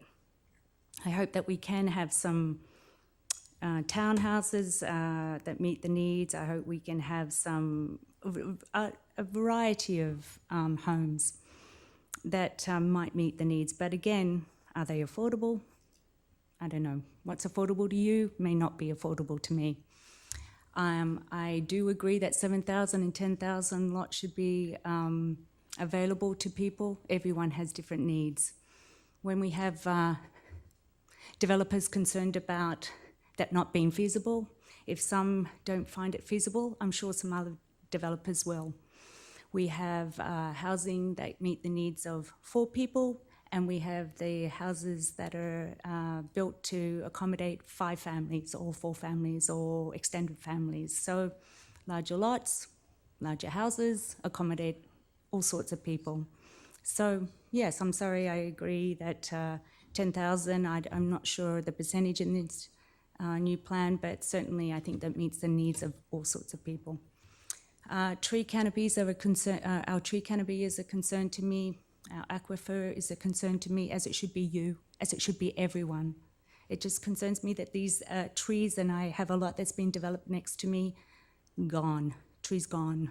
I just don't understand the bylaws that don't allow for people to develop their homes, absolutely. But when the trees are gone down and then the peripheral of the lot is dumbfound to me. People talk about the environment, they talk a lot about the environment, but they mean nothing if your bylaws do not reflect that. So I urge you again to go forward with our community plan with all these considerations, and I'm sure it's not an easy job, but if you purport to talk about the environment, the tree, the aquifer, and those things should be right up there. Thank you very much. Thank you. Any other submissions from the public? Please come forward, yeah. Hi, my name is Samantha, and I live in Fernridge on 204th and 28th. And there's a ton of development that's already started around my area. And as per usual, I'm just going to invite you guys to please consider the salmon, because it's the only thing that we won't get back. The aquifer, horn pit. I know you guys have talked, or from what I can see and understand of the plans, that there's a fire hall that's going there. All of these things are super important for our community, but the water is being affected. And the Little Campbell in my backyard for the last 2 years has been significantly affected. And last year there was only 2 salmon that made it down to where they spawn. And that is the fewest I've ever seen. My family came here in 1971. I am the first Canadian generation, and we've been considered ourselves guardian stream keepers. We have been exceptional in making sure that our dog stays out of it in all of the little ways that we can, because we recognize that we're a tiny piece connecting to a humongous world. So the water system that we have in Langley is vital. It travels beyond us. It is important in many ways. And this stuff right now in Fernridge is hugely going to impact it. So whether we put 4,000 square foot lots or 7,000 square foot lots, I promise you people will come. Developers will come. It will not matter whether it's 4,000 or 10,000. The people will be here. But the salmon won't. And our water system in our backyard is 2 years ago, something happened. I don't know what. In the summer, my kids plan to walk it because it's all, you can come walk it. It's a creek, right? But something's happened and it's made a huge difference. So please be aware that if that's on you guys' radar or not on your radar as much as it could be, come for tea. It's a big deal. It's noticeable. So that's my suggestion. Thank you for everything. Thank you. Any other submissions from the public? Please come forward. Yeah. It is if you have new information to present. Yeah.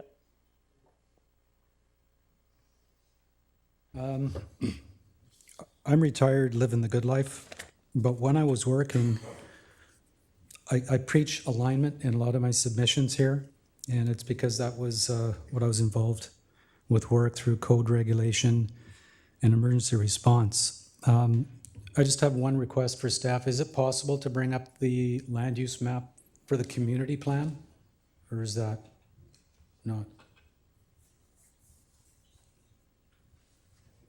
Do you know which neighborhood plan you wish to Not the reference? neighborhood plan, the community plan. I don't believe they have that ready. Maybe there's. Your Worship, I think we just have the respective neighborhood plans with the subject to the amendments.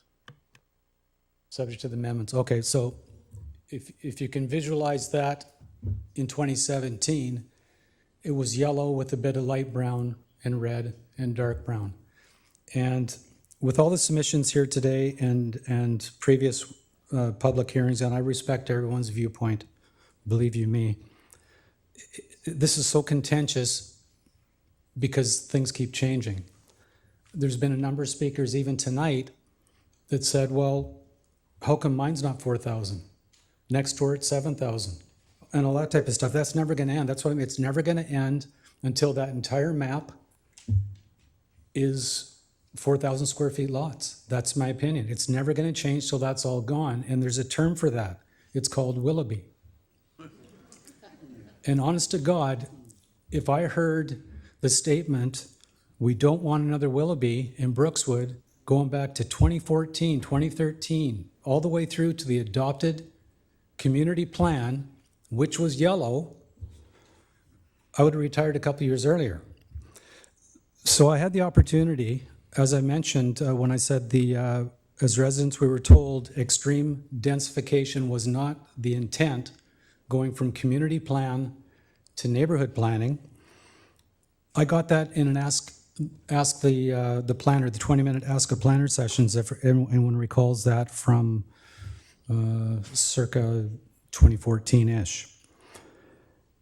So I think that's one of the big problems. The creep effect is going to carry on unless we make a stand as a community.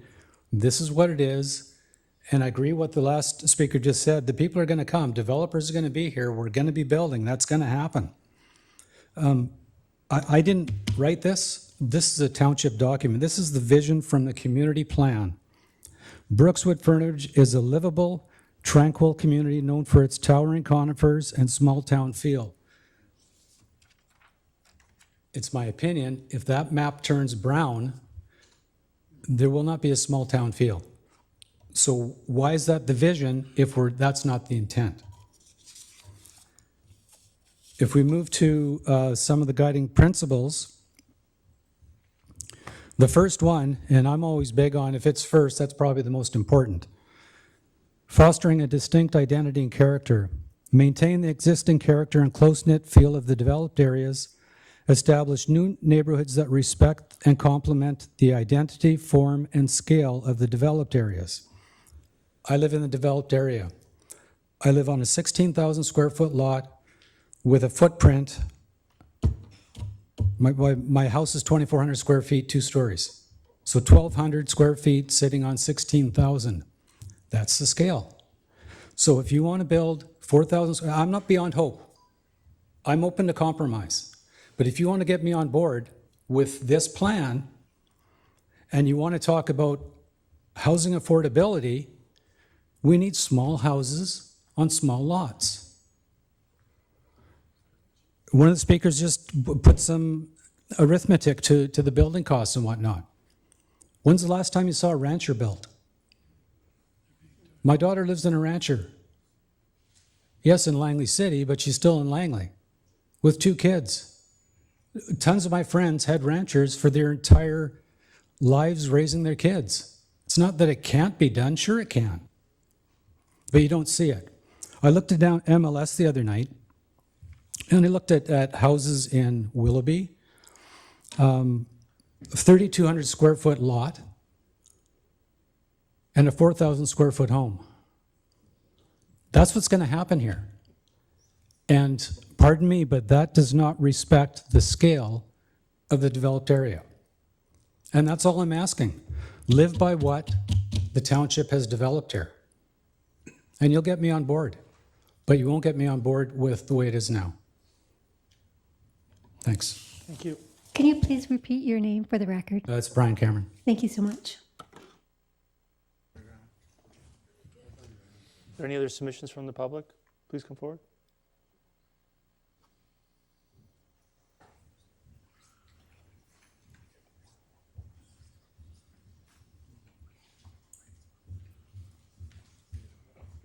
Good evening, Member and Council members.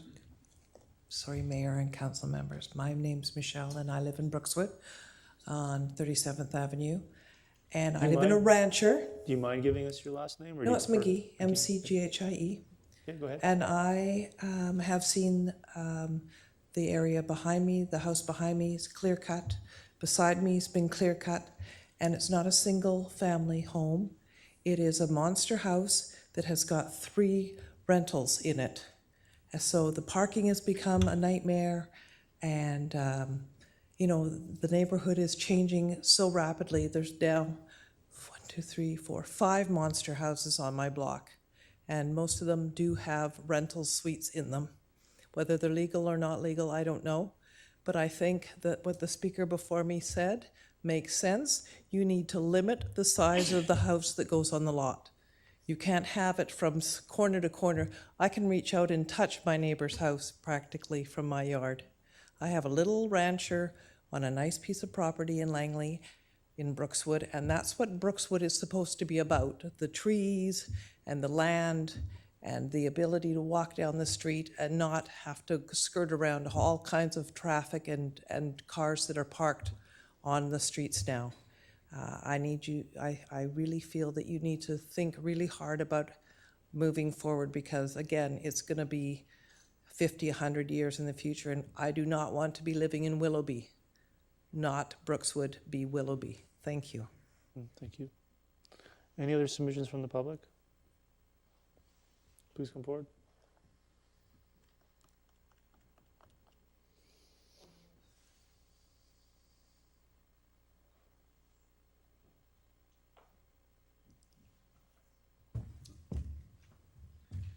Good evening, everyone. My name is Han Veer, last name Randawa. I'm a resident of Campbell Valley Park, but we own a property in Brookswood. I've heard a lot of submissions today, and I was here last time as well. And I do see from the last revision to now that the whole density has been decreased quite a bit.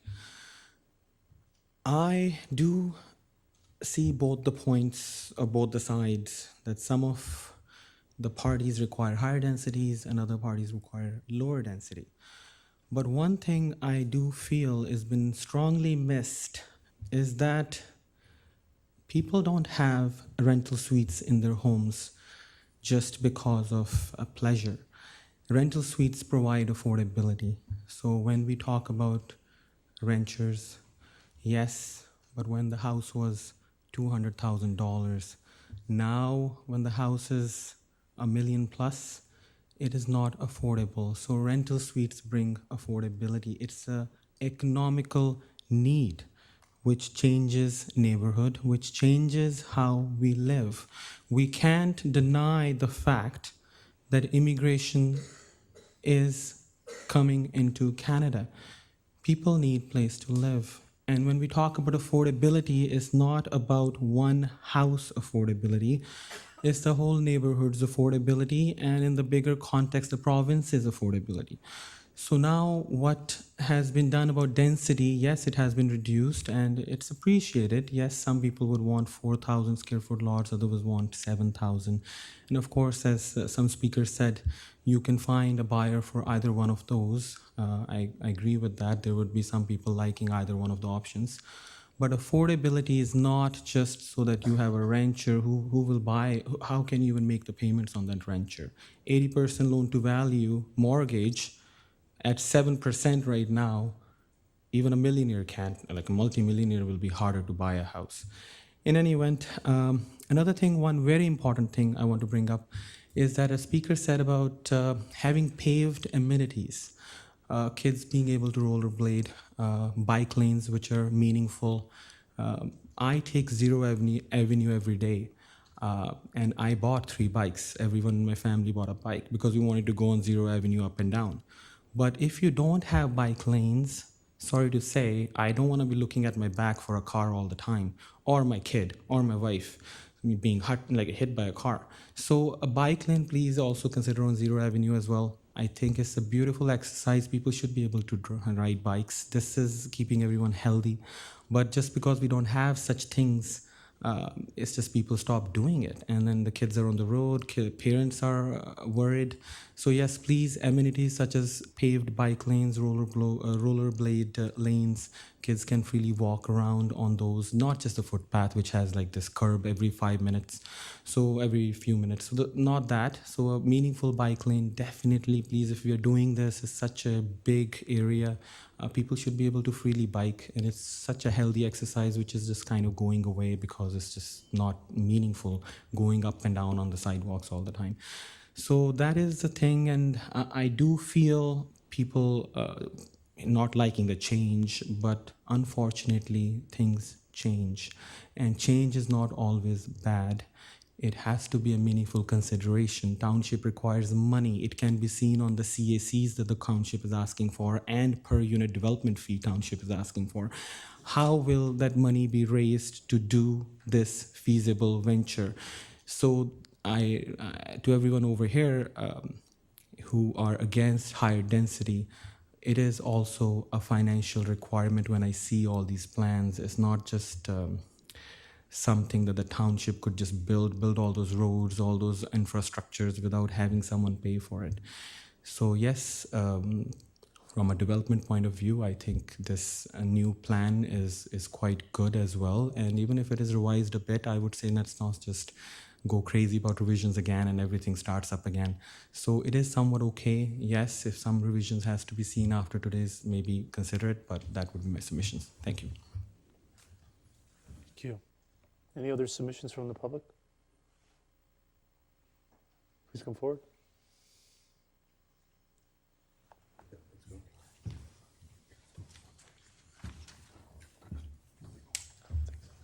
Hi, Mayor, Councilors. I would just like to state that I do support the plan. I would Just want to clarify for the clerk's records, just your name and address. For Harjot Ray. You're speaking for a second time, so you have new information?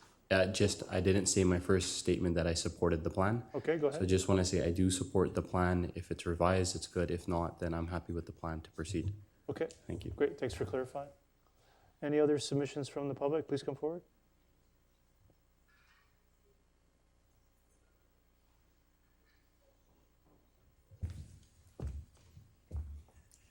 Thank you, Mayor and Council. I just want to speak to the announcement that the provincial government made 2-3 months ago where they intend in the fall to introduce legislation that would make it law throughout the province to have up to 4 units per, I think they use the phrase traditional family, traditional size lot. If I think of Vancouver, a traditional lot is just about 4,000 square feet. The density that we're talking about for Langley, I don't know if that is based on what that maximum might be.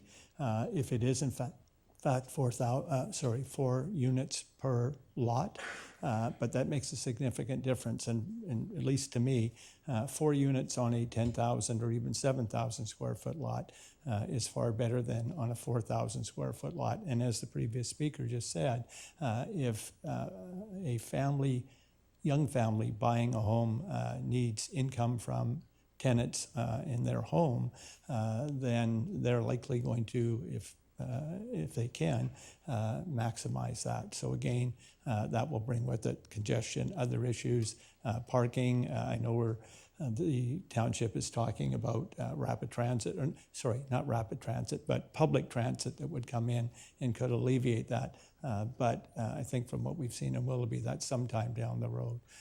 So I support the most recent plan. I would prefer that there were more 10,000 and 7,000 square foot lots. Thank you for your time. Yeah, and just to clarify for the audience, the Homes for People plan that you're referencing, just to clarify that there is a number of confusion. There's been very few details provided to any of the mayors throughout the region of what lot size is being considered for that. And as another thing, consideration for your submission, again to clarify, via Metro Vancouver, the Township of Langley, City of Surrey, and City of Maple Ridge are all seeking exemptions from that density provision. Okay. Sorry, I don't get to ask questions. I just want to make sure that everybody's clear that may or may not go ahead in the context of this plan. Right? No, and I understand that, and it may be that the timeline is such that this nothing will be finalized till after that happens if they do bring it in the fall. Right. It's of great concern, and it's caused a number of concerns during the middle of this neighborhood planning process that this kind of density provision may be imposed upon the Township of Langley. Yeah. The Township of Langley is currently seeking an exemption via Metro Vancouver. Yeah, and I applaud you for that, Okay. but it could Great. still be reality. It could Thank still you. be, yep. Thank Also, you. would you mind stating your name for the public record, please? Oh, if we missed that, you could just please state your name. Thank you. Sorry, Joe Strain, Strain. Great, thank you. Any other submissions from the public? Great, please come forward. Yep. I am Kuldeep Sekho, Lot 31204. Thanks for giving me the opportunity to share my ideas. Listening to all these people speak, I see the passion they have about their ideas and the ideas they bring forward. There's a diverse group, actually. I can see quite a bit of distance between people asking for 4,000 square foot lots to people wanting 10,000 with a rancher. Not everybody's going to get everything.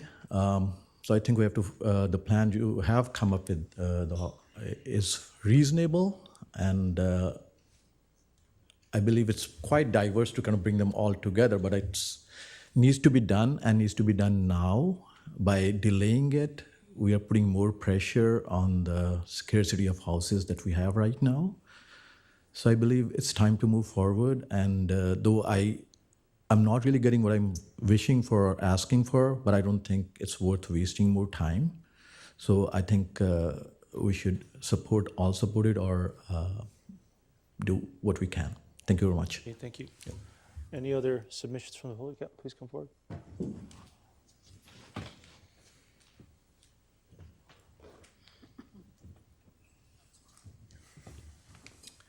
Hi, good evening, Council. My name is Mohinder Khosa. I own a property 19738 28th Avenue. I want, I have four properties together in a group to be developed.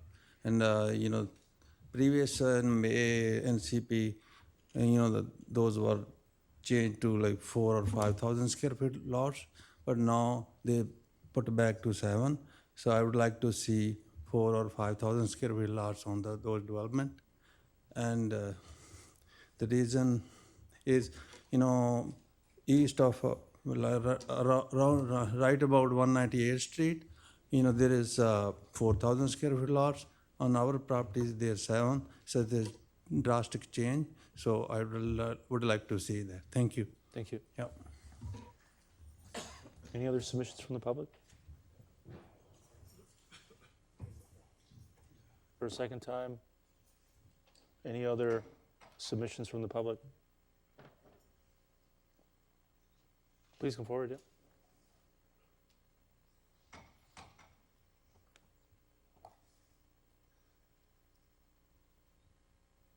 Hello, my name is John Crawford. I live in Brookswood. My family and I have lived in Brookswood since 1980. And my house, my property, backs onto Anderson Creek. Anderson Creek is a salmon spawning creek. And so the Department of Fisheries and Oceans is involved in that as well. And one of the speakers had said before that there are fewer fish coming through. We usually see fish coming through from October to beginning of December. And when the fish die out, the fish carcasses are lying on the sides of the creek, and there are dozens of eagles and herons, and as well as raccoons, etc., that will come. However, in the last couple of years, there are fewer fish, for whatever reason, I don't know. Anyway, I just want to tell you that's where I live. Right next door to me, there was a property that's half an acre, and it was treed. And it was bought recently by a couple who are from the United States. They seem like really nice people. I've talked to them a few times. However, I have photographs here as well. They have taken down almost all the trees on that property, and it was a beautiful property.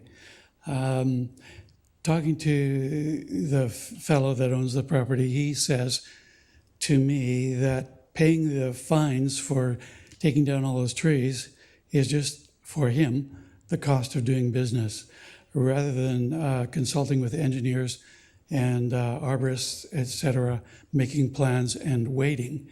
Just go in there, take all the trees down, pay the, $53,000, $63,000, $73,000, whatever it is, and that's the way it is.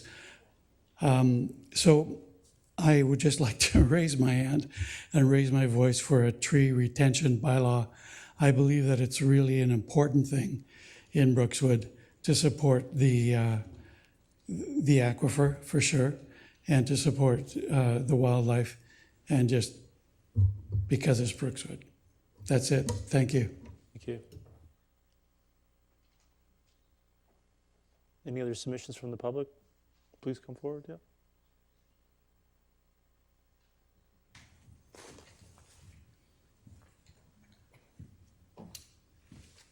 Again, if you wish to speak a second time, is fine, but just if you have new information to present. The new information, so I spoke earlier about the Little Campbell River.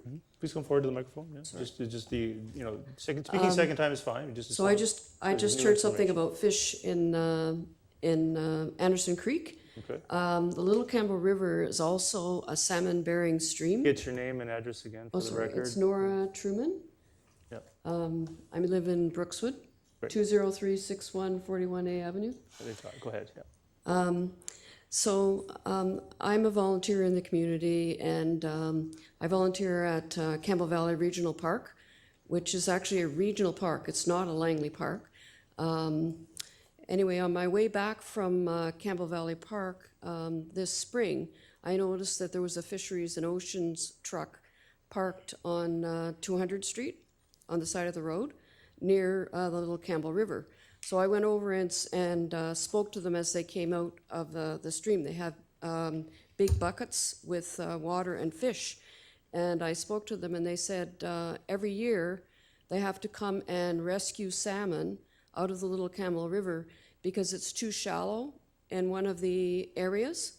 So this is an ongoing rescue effort every year. There's volunteers who watch the Little Campbell River to see when the salmon are coming, and they make contact with Fisheries and Oceans and come and rescue thousands of fish and place them further down the stream where there's enough water. But I guess the fear for me is if we keep interfering with the natural environment, these events are going to get worse and worse, and we need to be aware and do consultation with the federal government regarding fish and the province regarding protection of the streams. So I think I'm asking for some sort of direction in the plans that indicate that these issues have been addressed when the plans are put forward. Just as a public duty to let us know that you're protecting our environment and protecting our natural environment in Langley. So that's all I had to say. Okay, thank you. Thank you. Is there any other submissions from the public? For a second time, any other submissions from the public? And then for a third time, any other submissions from the public on bylaws number 5795, 5796, 5797, and 5798? So with that, I'll close the public hearing for item D1. Get a motion to terminate. Moved by Councillor Martin, second by Councillor Pratt. Is there any discussion on termination? All those in favor? Opposed? Carried. Thank you.